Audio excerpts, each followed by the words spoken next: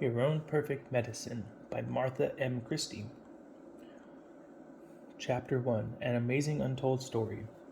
There is an extraordinary natural healing substance produced by our own bodies that modern medical science has proven to be one of the most powerful natural medicines known to man. Unlike many other natural medical therapies, this method requires no monetary investment, a doctor's intervention, and can be easily accessed and used at any time.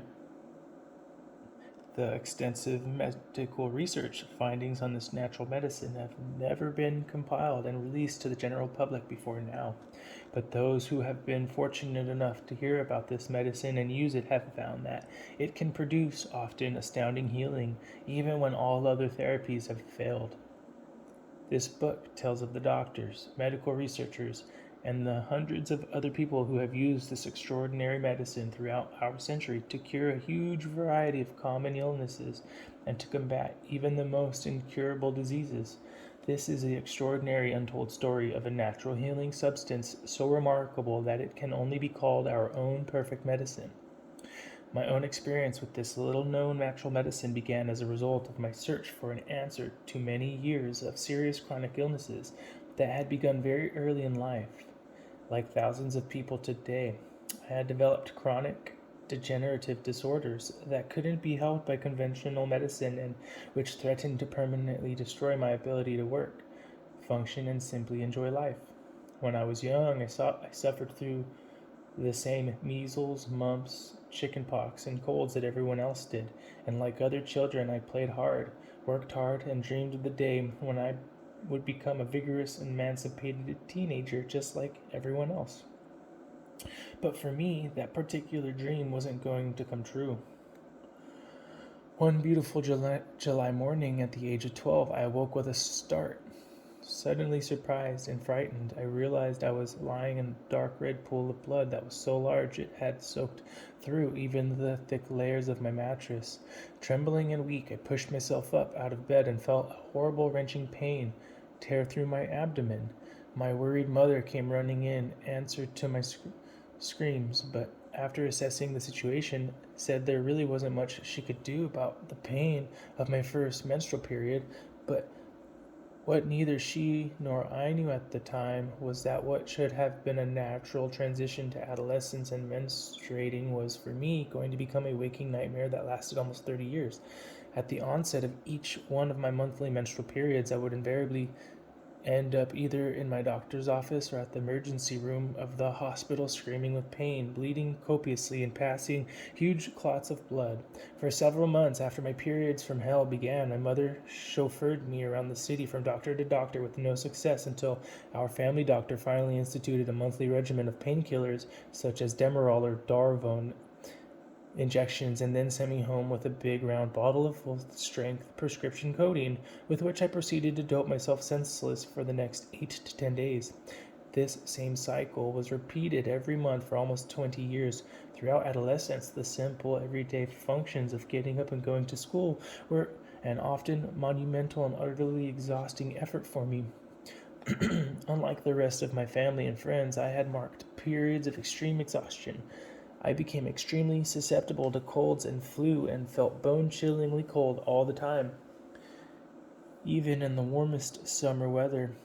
By the age of 14, the effort of combating severe chronic pain and fatigue while trying to keep up normal activities became impossible. I collapsed and had to be hospitalized and removed from school for several months, but even after a huge battery of medical tests and innumerable visits with doctors and specialists, no one was able to diagnose what was causing my problems. After many weeks, I returned to school and struggled through the high school years with the aid of generous amounts of codeine and other strong painkillers that my doctor willingly prescribed. But by that time, I left home for college. The symptoms of bleeding, exhaustion, pain, and digestive problems became so bad that I was unable to even leave my room or to take part in daily activities. I kept up the Demerol injections and codeine for many years and added several other new painkillers and drugs which had been developed for menstrual problems. to my regimen, but the problems continued unabated, and in the ensuing years I developed a myriad of other serious health problems. During the years from age 18 to 30, I was diagnosed with pelvic inflammatory disease, ulcerative colitis, Crohn's disease, or ileitis, a chronic painful inflammation of the colon, chronic fatigue syndrome, Hashimoto's disease, a disorder of the thyroid gland, and mononucleosis. I had severe chronic kidney infections, 2 miscarriages, chronic cystis, severe candida, and external yeast infections, along with marked adrenal insufficiency, and serious chronic ear and sinus infections for which I was prescribed antibiotics on an ongoing basis for several years. Ugh. Food and chemical allergies also became a big problem, and even though I ate almost nothing because of my extreme food allergies, I actually kept gaining weight, which only added to the discomfort of all the other health disorders I was dealing with. The bottles of drugs I had taken during this time could have filled a small landfill, but none of my illnesses or disorders had been resolved, and in fact were more debilitating than ever. It seemed as though I had become nothing more than a walking encyclopedia of disease, and the worst part about the entire situation was that no matter how many failed drug therapies I tried, any visit to the doctor's office only resulted in another discouraging failure. Another big problem was the drug side effects. I felt like a ping pong ball bouncing from one drug to another as my doctors kept prescribing more and different drugs to counteract the side effects, and different drugs to counteract the side effects of the ones I was already taking. By the time I turned 30, the natural health movement was really picking up speed, and desperate for any solution, I tried out the Adele Davis nutrition regimen. Mega vitamin therapy, acupuncture, chiropractic care, and every herbal preparation and drug-free natural health therapy that I could find. Within 2 years, my chronic cystitis cleared up, and the menstrual pain and bleeding markedly decreased. The ulcerative colitis also responded, and the sinus infections disappeared. I felt that I was slowly and surely regaining strength and health, and even beginning to experience a portion of the energy and vigor that normal, healthy people enjoy. And all without drugs. When I conceived my son at 34 and made it through the first trimester without miscarrying, I felt as though I'd conquered the final health frontier. Unfortunately, in my burst of enthusiasm, I underestimated the impact of pregnancy on my understandably frail health, and the birth that I had so carefully prepared for was a near fatal disaster requiring emergency surgery. And as it turned out, even despite all the illness and pain I'd gone through in the years before the birth, all of it seemed like child's play after I ran head on into the serious complications of a difficult childbirth. For months after the birth, I hounded my gynecologist, complaining of unremitting and severe abdominal cramps, cystitis, and horribly painful menstrual periods. My natural health treatments would give temporary relief, but mystifyingly didn't seem to have the same beneficial and lasting effects that they'd had before my pregnancy. I underwent every conceivable medical test, all of which came back negative, but the problems just didn't go away. My doctor flinched every time I walked in the door and sent me back out again with increasingly severe assurances that pain was unwarranted and probably on my head. After alienating every doctor in town with my complaints, I finally gave up and decided to suffer in silence until one hot summer day, almost 24 months after the birth, I suddenly fell, screaming with pain, on my living room floor in front of my terrified 2-year-old. I literally had to crawl to the phone to call my husband. When he carried me screeching into my OB's office, the doctor clicked his tongue disapprovingly. "Now, it can't be that bad, dear. We just checked you out a few months ago," he cajoled. He gave me codeine and sent me home. 48 hours later, I was in the operating room having emergency surgery for multiple ruptured ovarian tumors. A couple of days after the procedure, my doctor sauntered into my hospital room with a conciliatory grin on his face. Gee, he drawled apologetically, we had no idea anything like this was going to happen.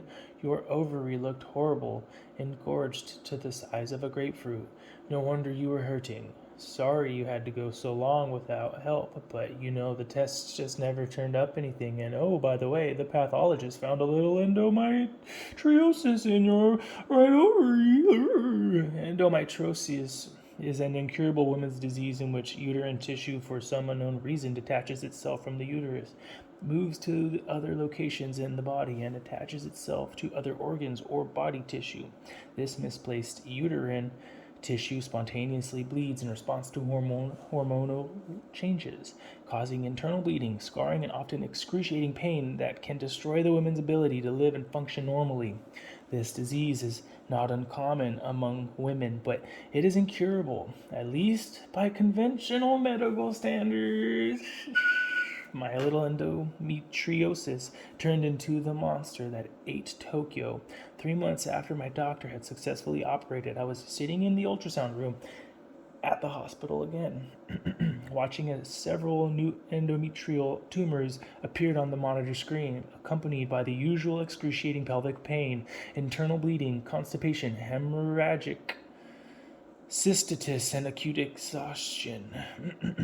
After the ultrasound, I decided to contact a doctor who was recommended to me as an expert on endometriosis. He told me that he felt that my health problems had originally stemmed from undiagnosed severe endometriosis and an underactive thyroid, which had probably been present since adolescence. He recommended an immediate hysterectomy. Holy fuck. Which I underwent. The day after the operation, the doctor visited me, compassionately whispered. The day after the operation, the doctor visited me, compassionately whispered that I would never have a problem with endometriosis again, but he was wrong. 20 months later, I had more tumors and another operation. 3 months after that, the pain, tumors, and internal bleeding reappeared again, and I was scheduled for what would by now have been my 6th surgical procedure in 5 years, which I refused to undergo. Desperate and seriously debilitated, I flew to Mexico, where I spent $15,000 on an intensive course of intravenous megavitamin and live cell therapy at one of the alternative cancer clinics, which had offered some hope for my case. For weeks, doctors poured nutrients and natural medicines into my veins and mouth. I watched as many of the cancer patients around me seemed to get better and better with treatments, and I did too for about 2 months. I spent my 40th birthday hopelessly sick and in bed, which was where I stayed that entire year. The drugs, operations, and Mexican treatments had completely failed, and my usual herbs and homeopathic remedies, although they gave temporary relief, seemed almost useless against the disease. And by now, even though I had health insurance, my husband and I had spent over $100,000 of our own money, and still I couldn't even get out of bed.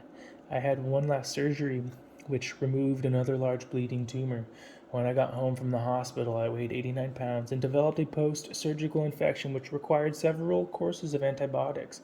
After taking the antibiotics, I developed an extremely severe case of candida yeast infection. My hands and arms became covered with a horribly itchy fungal infection that nothing could relieve or cure, and I remained generally exhausted, bedridden, and in intense pain.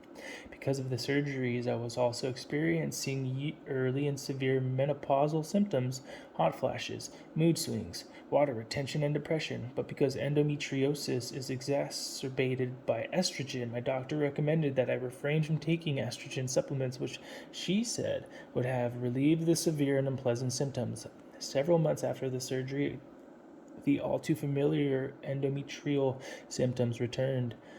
My doctor assured me that all was well, but when I asked her for and received my surgical records from the hospital, I found that she had written that all attempts to remove endometriosis will be done, but complete surgical care can rarely be guaranteed. The patient may require further therapy for endometriosis, medically or surgically. For my exhausted and bewildered husband and myself, this prognosis seemed like an insurmountable and final defeat. I had one more heart heart-to-heart talk with a gynecologist who told me, given the severity of your case, the reality is that you could be facing a lifetime of corrective surgery. Given the state of my health at the time, I couldn't envision that lifetime meant anything more for me than a few additional years of mind-numbing pain and misery before my body finally gave out. After nearly a lifetime of illness, these last episodes in my late 30s and early 40s seemed like the final blow. But in all honesty, I felt that there was no way out and no hope in sight. No matter how many times I had been assured by my doctors that drugs and surgery would cure the endometriosis and my other disorders and make it possible for me to live a normal life, the doctors had been proven wrong. A few weeks later, when I heard that one of my friends from the cancer clinic had died in his sleep, I felt sad for his family but happy for him because he was finally free of his pain and suffering. In many ways, I felt that he was the lucky one, and I almost wished that the same thing would happen to me. It seemed that death would have been a blessing, especially so that my family could be freed from the seemingly never-ending burden of my illness and be able to get on with their lives. Sitting alone and discouraged one morning, I glanced up dismally from a book I was reading when my husband came in the room. "I've got something else we can try, honey," he chirped enthusiastically and proceeded to describe his conversation with a woman who had cured herself of a serious and reportedly incurable kidney disorder by using an unusual therapy. "What?" I responded, after he told me what the therapy was. "I don't think so," I said, and went back to reading my book. But after several more days and many more horrible episodes of pain and drugs, my husband handed me a small book and said, "You've got to try this." I picked up the book and began to read. The small and pretentious-looking book was full of fascinating stories about people who had been cured of even the worst diseases with a seemingly strange and little-known natural therapy. The therapy seemed incredibly effective, yet I still felt reluctant to try it. But as I read further on in the book, the stories were so compelling and the therapy was so simple that suddenly it didn't seem strange or preposterous to me anymore. And at this point in my now nearly futile existence, I knew I had absolutely nothing to lose by trying it. So I did. From the first day I began the therapy, to my immense surprise, I got almost instantaneous relief from my incurable constipation and fluid retention. Within a week, my severe abdominal and pelvic pain was unbelievably gone. The chronic cystitis and yeast infections, internal and external, disappeared, and food allergies, exhaustion, and digestive problems all began to heal.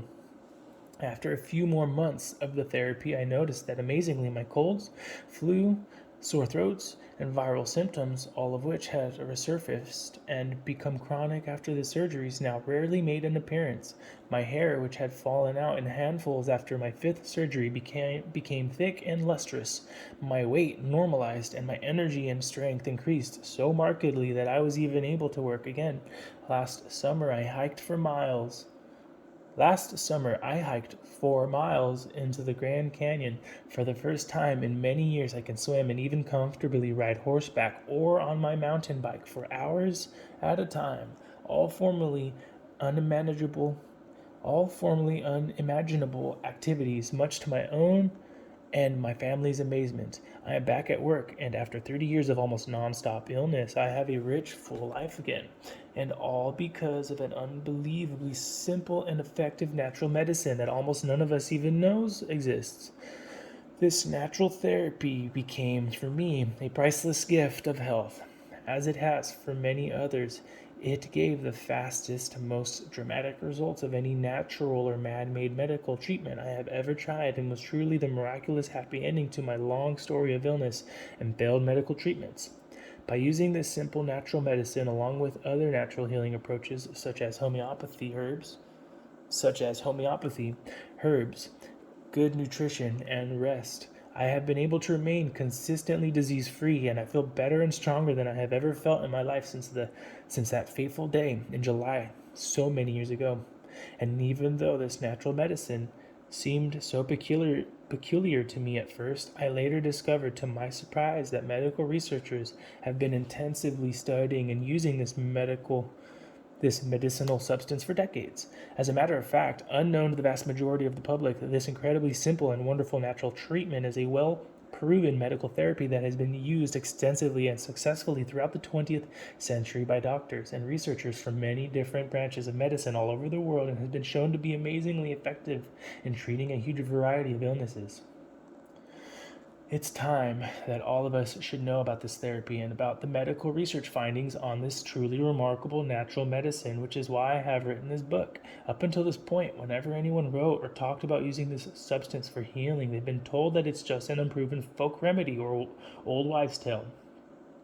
But as you'll discover in the following pages, this is completely untrue. The truth is that doctors and medical researchers for years have scientifically proven the tremendous effectiveness of this natural medicine. They just haven't told us about it, for reasons which we'll discuss later on in the book. This simple natural method may seem less glamorous than commercial drugs and space-age surgical techniques because it's not glorified by the press or hyped by sophisticated sugar-coated advertising themes. But when all the man-made medicines in the world can't help, people like myself have been eternally grateful to find that nature has provided this safe, painless solution to even seemingly incurable illnesses. In this age of high-tech drugs, plastic body parts, and mechanized medicine, I sincerely hope that all of us can become more open and accepting of this natural way of healing the body, and that the information provided in this book will help all of us to learn more about what I can unreservedly say is the best natural remedy to disease and illness in existence.